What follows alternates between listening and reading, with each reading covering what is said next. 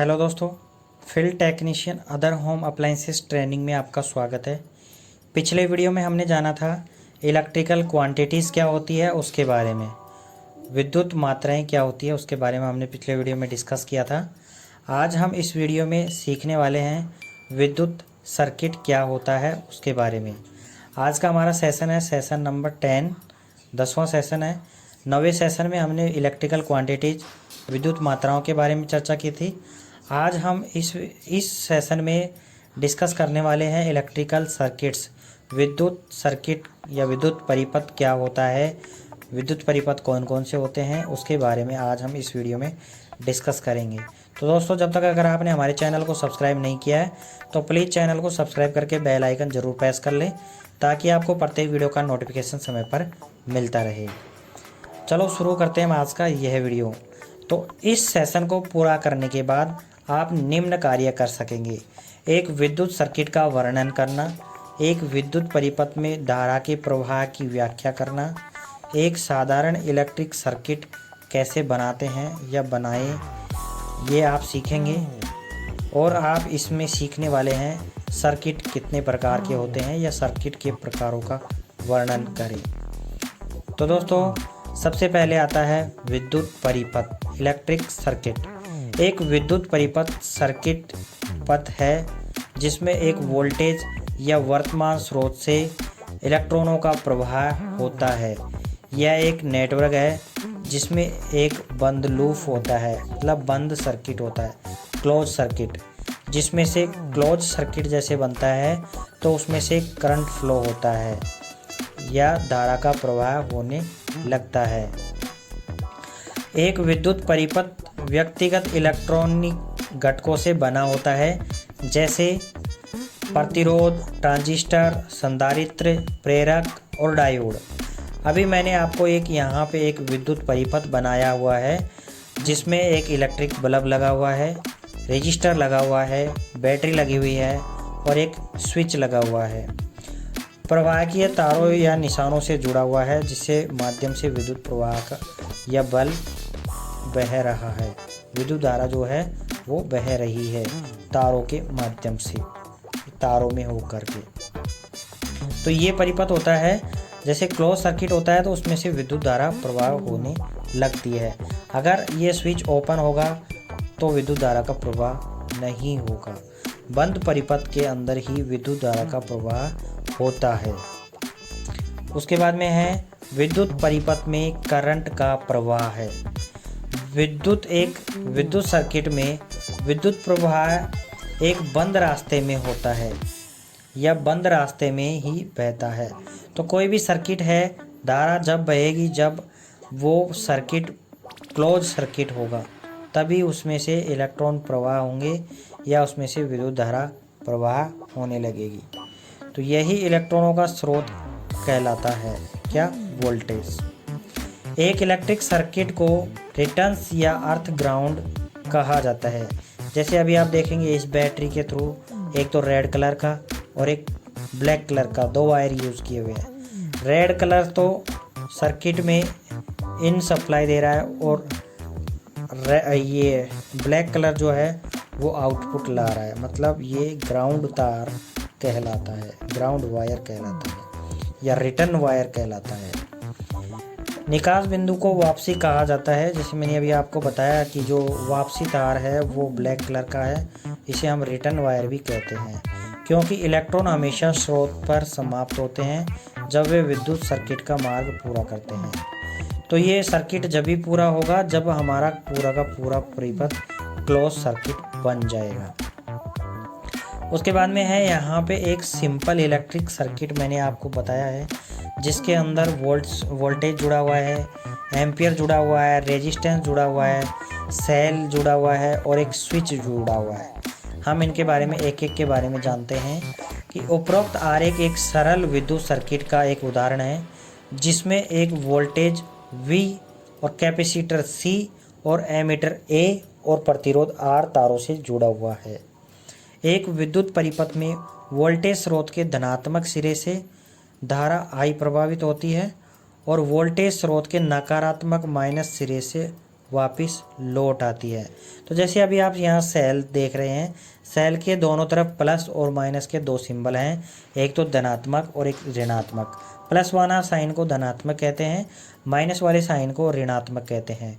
Plus वाले sign से विद्युत धारा का प्रवाह होते हुए सबसे पहले एमीटर के प्लस वाले पॉइंट में जाता है, फिर एमीटर के माइनस वाले छोर से रेजिस्टेंस लोड के अंदर जा कर के वापस हमारा स्विच में होकर के सेल के अंदर आ जाता है। तो रेजिस्टेंस के दोनों सिरे पर जो वोल्टमीटर लगा हुआ है, ये है पैरेलल कनेक्शन। हमेशा एक चीज़ ध्यान रखनी है, एमीटर के कनेक्शन श्रेणी क्रम में करने हैं, सीरीज में, जैसे मैंने इस सर्किट में आपको बताया हुआ है। उसी प्रकार से आपको वोल्टमीटर के कनेक्शन जो है पैरेलल सर्किट में करने हैं, यानी समांतर क्रम में, जैसे इस सर्किट में बताया हुआ है। उसके बाद में है विद्युत परिपथ के प्रकार। विद्युत परिपथ कितने प्रकार के होते हैं? तो विद्युत परिपथ 3 प्रकार के होते हैं, श्रेणी परिपथ, समांतर परिपथ और श्रेणी और समांतर दोनों का मिक्स, उसको बोलते हैं श्रेणी समांतर परिपथ। आइए हम एक एक परिपथ के बारे में जान लेते हैं।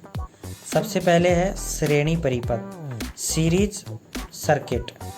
एक श्रृंखला सर्किट या एक सीरीज सर्किट है जिसमें प्रतिरोधों को एक श्रृंखला में व्यवस्थित किया जाता है, इसलिए धारा को बहने का केवल एक ही रास्ता होता है। यानी हम यूँ कहें कि आपको एक डायग्राम दिखाया हुआ है कि प्रतिरोध R1, R2 और R3 ये तीनों के तीनों एक ही लाइन में या एक ही रास्ते से जुड़े हुए होते हैं। इसे हम श्रेणी क्रम संयोजन कहते हैं। श्रेणी क्रम संयोजन के अंदर धारा समान बहती है, प्रत्येक प्रतिरोध में धारा समान बहती है। सर्किट का कुल प्रतिरोध केवल व्यक्तिगत प्रतिरोधों के प्रतिरोध मूल्यों को जोड़कर पाया जाता है। अर्थात हम इसका पूरा प्रतिरोध निकालें तो उसका फॉर्मूला है R बराबर R1 plus R2 plus R3। R1 को जोड़ देंगे, R2 को भी जोड़ देंगे, R3 को, तो टोटल हमारा प्रतिरोध निकल के यहाँ से आ जाएगा। अब यहाँ पे V बराबर क्या है? वोल्टेज स्रोत है। I बराबर क्या है? करंट है, सर्किट में प्रभाव होने वाली करंट। और R1, R2 और R3 क्या है? प्रतिरोधों का प्रतिरोध। तो परिपथ में जितने भी प्रतिरोध जुड़े हुए हैं वो है R1, R2 और R3। तो इस प्रकार से इसका हम फॉर्मूले से पूरे परिपथ का प्रतिरोध निकाल सकते हैं। अब ये हमें सवाल ये उठता है कि ऐसे सर्किट को हम कहाँ बनाते हैं या ऐसे सर्किट को हम कहाँ यूज लेते हैं। तो मैंने आपको एक नीचे एक सर्किट बना के बताया है कि एक बैटरी के 2 तार हैं प्लस और माइनस के, जिनसे हमने 3 बल्ब अलग अलग जोड़े हुए हैं। 1 bulb, 2 bulb, 3 bulb, bulb 1, bulb 2, bulb 3। तो तीनों को हमने एक ही तार से जोड़े हुए हैं। तो ये जो संयोजन होता है ये श्रेणी क्रम संयोजन कहलाता है। श्रेणी क्रम संयोजन के अंदर बल्ब जो हैं वो कम ग्लो करते हैं, कम जलते हैं, क्योंकि वोल्टेज जो होता है वो आपस में बढ़ जाता है तीनों बल्बों के लिए। और करंट जो होता है वो तीनों बल्बों में समान होता है, क्योंकि करंट जो फ्लो होता है उसको बहने का केवल एक ही रास्ता होता है। उसके बाद में आता है समांतर परिपथ, पैरेलल सर्किट। एक समांतर सर्किट एक सर्किट होता है जिसमें प्रतिरोधों को एक साथ जुड़े उनके सिरे के साथ व्यवस्थित किया जाता है। जैसे कि R1, R2 और R3 यहाँ आप डायग्राम में देख रहे होंगे। तो इन तीनों के पहले सिरों को तीनों को एक साथ जोड़ दिया जाता है और इनके दूसरे सिरों को तीनों को एक साथ जोड़ करके जो परिपथ बनाया जाता है उसे समांतर परिपथ कहते हैं या समांतर परिपथ होता है। समांतर परिपथ के अंदर धारा अलग अलग होती है, तो प्रत्येक प्रतिरोध के अंदर जो धारा बहती है वो सारी अलग अलग धाराएं होती है। जैसे R1, R2, R3 के अंदर R1 के अंदर I1 धारा बह रही है, R2 के अंदर I2 धारा बह रही है और R3 के अंदर I3 धारा बह रही है। तो दोस्तों ये जो सर्किट है समांतर परिपथ, इसके अंदर प्रत्येक रेजिस्टेंस के अक्रॉस जो वोल्टेज होता है वो समान होता है, लेकिन धारा जो होती है वो अलग अलग होती है। ये सबसे ज़्यादा प्रश्न पूछा जाता है कि समांतर परिपथ में वोल्टेज समान होता है या धारा। तो दोस्तों यहाँ पे वोल्टेज समान होता है और श्रेणी क्रम में धारा समान होती है, वोल्टेज अलग अलग होता है। तो इन दोनों में यही मुख्य अंतर है।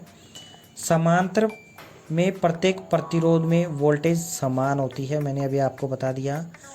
समांतर में प्रतिरोधों का सूत्र है 1/R बराबर 1/R1 plus 1/R2 plus 1/R3। तो ये इनमें कुल प्रतिरोध निकालने का फॉर्मूला है। श्रेणी क्रम संयोजन के अंदर बिल्कुल सिंपल था, R1 R2 R3 को जोड़ देते थे, लेकिन इसके अंदर 1/R1 plus 1/R2 plus 1/R3 इस प्रकार से इन्हें जोड़ते हैं। अब आता है ऐसे सर्किट को हम कहाँ यूज़ करते हैं। तो दोस्तों हमारे घर के अंदर हम इसी प्रकार के सर्किट यूज़ करते हैं, ताकि अगर हमारे इसमें से कोई भी एक बल्ब ख़राब हो जाए तो पूरा सर्किट जो है वो हमारा चालू रहता है। श्रेणी क्रम संयोजन में क्या होता था दोस्तों कि उसमें अगर एक भी बल्ब ख़राब हो जाता है तो आगे के दो बल्ब दोनों के दोनों काम नहीं करते हैं, दोनों के दोनों जलते नहीं हैं। और समांतर क्रम संयोजन में अगर तीनों में से कोई भी बल्ब ख़राब हो जाएगा तो बाकी के दो बल्ब जो हैं वो जलते रहते हैं। तो इसमें वोल्टेज जो होती है सब में समान होती है और धारा अलग अलग होती है।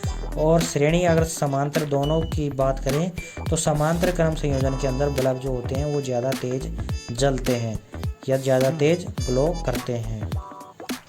अब आता है श्रेणी और समांतर। श्रेणी और समांतर परिपथ किसे कहते हैं।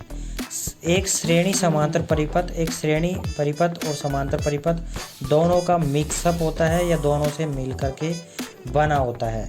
श्रेणी समांतर परिपथ का समतुल्य प्रतिरोध सर्किट में श्रेणी समांतर परिपथ रूपों की संख्या पर निर्भर करता है। जैसे अगर हम बात करें कि इस परिपथ की, तो इसके अंदर दो सर्किट बन रहे हैं। एक तो R2 और R3 जो है ये दोनों के दोनों समांतर में हैं, और R1 जो है वो R2 और R3 के सीरीज़ में है।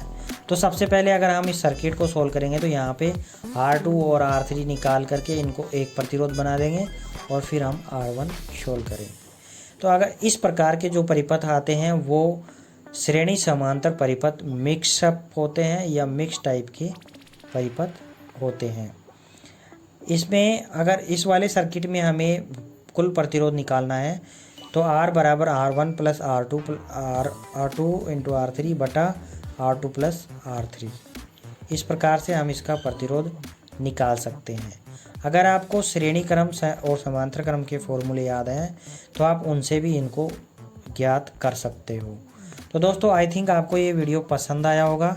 अगर आपको ये वीडियो पसंद आया है तो प्लीज़ हमारे इस वीडियो को लाइक करें, शेयर करें, और अगर आप चैनल पर पहली बार आए हैं तो चैनल को सब्सक्राइब करके बेल आइकन ज़रूर प्रेस कर लें। मिलते हैं आपको अगले वीडियो के साथ, तब तक के लिए जय हिंद जय भारत।